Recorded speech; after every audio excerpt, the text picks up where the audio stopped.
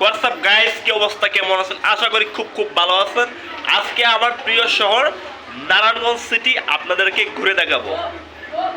তো গাইস, আমি চলে আসলাম স্টেডিয়ামে। তো বন্ধু পরিবহন বাসটাতে অনেক লোক। তো আমি এই যে গাড়িটা গেছে পিছনে, আমি এই গাড়িটাতে উঠতে চাইছিলাম, বাট গাড়িটা চলে গেছে। পরে উৎসব পরিবহনে আমি উঠে যাওয়ার পরে আমি নারায়ণগঞ্জ সিটিতে পৌঁছে যাই। এখানে প্রচুর জ্যাম, কারণ নারায়ণগঞ্জের যে গুলচত্বরটা আছে, সেই গুলচত্বরে মনে করেন মানে বিভিন্ন অনেক বড় শহর না, শহরের ভিতর, তাই জ্যাম। তো জ্যামে আমার অবস্থা খুবই খারাপ। দেখেন গাইমে গেছি আর মাস্ক পরে আছি, কারণ প্রথমত ভিডিও করতেছি, আর দ্বিতীয়ত আমাকে যদি কেউ চিনে ফেলে তো বাইক সেলফি ওঠার জন্য পাগল হইবে। তো এইটা হইতেছে আমার প্রিয় সিটি নারায়ণগঞ্জ। আর এই যে সাথে আমার ছোট্ট ভাইটিকে দেখছেন, তাকে আমি আমার মানে ফটো এবং ভিডিও করার লেগে একটু রাখছিলাম। তো সে খুবই ভালো ছেলে। তো আরেকটা জিনিস দেখলাম, এখানে ছোট ছোট বাচ্চারা আছে নারায়ণগঞ্জে।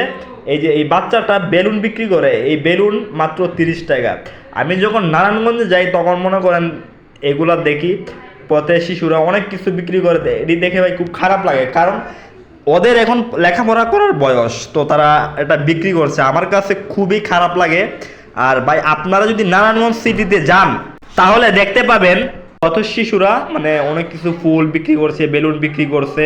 তো এগুলো দেখে ভাই বুঝছেন মায়া লাগে যায়। তো মায়া লাগলে কি করার আছে বুঝছেন, আর কিছু করার নাই। তো আমি বর্তমানে চলে যাব কেন্দ্রীয় শহীদ মিনারে। তো এটা কেন্দ্রীয় শহীদ মিনার নারায়ণগঞ্জে পড়ছে। আর এখানে দেখেন খুব আজকে শুক্রবার, তো তাই অনেক মানুষ হয়েছে, প্রচুর মানুষ হয়েছে। এখানে ফুচকা, চটপটি, আপনার যা খেতে মন চায় তাই খেতে পারেন। আর এটা হচ্ছে শহীদ মিনার।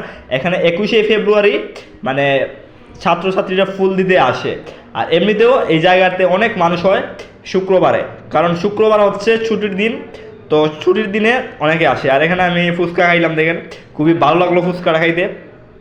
ফুচকা আমি চটপটি খাইতে চেয়েছিলাম, বাট চটপটি নেই, তাই ফুচকা খাইতে হলো। ভিডিওটি ভালো লাগলে like, comment, share and subscribe করে আমার পাশে থাকুন। অ্যান্ড ফেসবুক পেজটি ফলো দিয়ে পাশে থাকুন।